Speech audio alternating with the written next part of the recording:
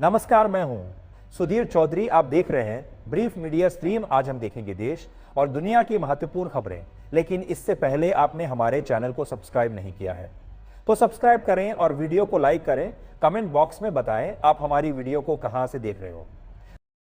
नेता शोएब जमई ने पाकिस्तान को उसकी औकात दिखाते हुए करारा जवाब दिया। असदुद्दीन ओवैसी द्वारा सरकार का समर्थन और पाकिस्तान की आलोचना सोशल मीडिया पर चर्चा का विषय बनी। आतंकवाद के खिलाफ भारत की सख्ती से पाकिस्तान घबराया हुआ है और चौतरफा बेइज्जती झेल रहा है। पाकिस्तान से बढ़ते तनाव के बीच भारत ने रणनीतिक कूटनीति दिखाते हुए मालदीव को 423 करोड़ रुपए की ब्याज मुक्त वित्तीय सहायता दी है। यह सहायता स्टेट बैंक ऑफ इंडिया के माध्यम से ट्रेजरी बिल जारी कर प्रदान की गई है। भारत 2019 से मालदीव को ऐसी सहायता लगातार देता आ रहा है जिससे दोनों देशों के बीच संबंध मजबूत हुए हैं। इस कदम को भारत की क्षेत्रीय प्रभाव बढ़ाने की कोशिश और नेबरहुड फर्स्ट नीति के तहत देखा जा रहा है। सीज फायर के ऐलान के बाद भाजपा प्रवक्ता संबित पात्रा ने ऑपरेशन सिंदूर पर प्रेस कॉन्फ्रेंस कर भारतीय सेना की बहादुरी को सलाम किया। उन्होंने कहा कि पहलगाम आतंकी हमले में 26 लोगों की शहादत का बदला लेकर सेना ने आतंकियों को मिट्टी में मिला दिया। पात्रा ने कहा कि जो पिछले 50 सालों में नहीं हो सका वो इस बार हुआ है।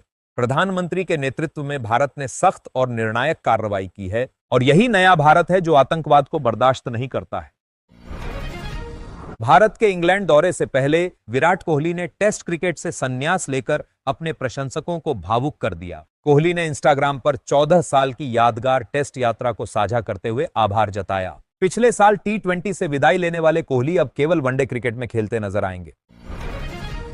भारत पाकिस्तान के बीच हालात में सुधार के संकेत मिलते ही एयरपोर्ट अथॉरिटी ऑफ इंडिया ने 32 एयरपोर्ट को तत्काल प्रभाव से खोलने की अनुमति दे दी है। पहले बढ़ते तनाव के चलते इन एयरपोर्ट्स को 15 मई तक बंद रखने का आदेश दिया गया था। अब सीज फायर के बाद स्थिति सामान्य होने पर यह फैसला लिया गया है, जिससे वायु सेवा संचालन फिर से पटरी पर लौटने लगा है।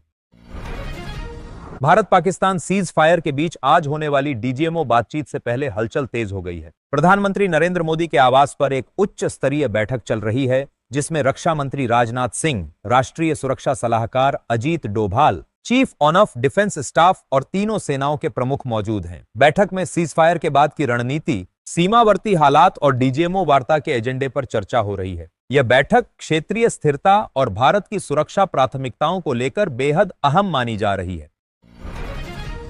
इंदौर के होलकर स्टेडियम को 3 दिनों में दूसरी बार बम की धमकी मिली, जिसके बाद सोमवार को स्टेडियम को फिर से खाली कराया गया। पुलिस मामले की जांच कर रही है और एक संदिग्ध को पहले ही गिरफ्तार किया जा चुका है। बढ़ते तनाव के बीच यह सुरक्षा के लिहाज से गंभीर मामला है।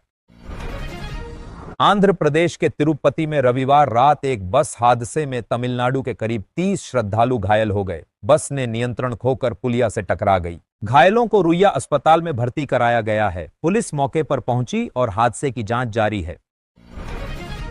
केरल के कोझिकोड निवासी 35 वर्षीय व्यक्ति को कोच्चि नौसेना अड्डे पर फोन कर विमानवाहक पोत INS विक्रांत की जानकारी मांगने के आरोप में गिरफ्तार किया गया। पुलिस के अनुसार आरोपी मानसिक इलाज ले रहा है, लेकिन इसकी पुष्टि बाकी है। मामला जांच के अधीन है। अमेरिकी राष्ट्रपति डोनाल्ड ट्रंप सऊदी अरब, कतर और UAE के दौरे पर हैं, जबकि गाजा युद्ध और ईरान का परमाणु खतरा इस यात्रा की पृष्ठभूमि को तनावपूर्ण बना रहे हैं। भारत पाकिस्तान संघर्ष विराम के बाद पंजाब के सीमावर्ती क्षेत्रों में हालात सामान्य होने लगे हैं। बाजारों में फिर से चहल पहल दिख रही है, जबकि कुछ जिलों में स्कूल एहतियात के तौर पर बंद हैं। 4 दिन की गोलाबारी और ड्रोन हमलों के बाद शनिवार को दोनों देशों ने सैन्य कार्रवाई रोकने पर सहमति जताई। अमेरिकी राष्ट्रपति डोनाल्ड ट्रंप द्वारा दवाओं की कीमतों में 30 से 80% की कटौती करने की घोषणा के बाद भारतीय फार्मा शेयरों में 1.6% की गिरावट आई। इस घोषणा से फार्मा क्षेत्र में नुकसान हुआ, जिसमें 20 में से 13 स्टॉक्स में गिरावट आई, जिसमें सन फार्मा के शेयरों में 4.6% की कमी आई।